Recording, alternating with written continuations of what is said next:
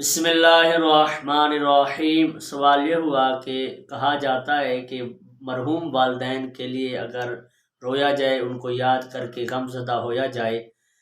تو اس سے والدین کو تکلیف ہوتی ہے، اور پھر والدین دعا کرتے ہیں، یعنی بد دعا کرتے ہیں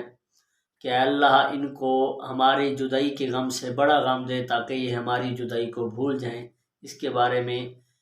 علماء کیا فرماتے ہیں، اس کی کیا حقیقت ہے؟ دیکھیں، والدین کے غم میں رونا یا آنسو بہانا اس سے کوئی مانیت نہیں ہے، بس یہی ہے کہ جزا فضا نہیں ہونا چاہیے، ماتھا نہیں پیٹنا چاہیے۔ آنسو آ جائیں، بندہ رنجیدہ ہو جائے ان کو یاد کر کے، تو اس سے والدین کو کوئی تکلیف نہیں پہنچنے والی۔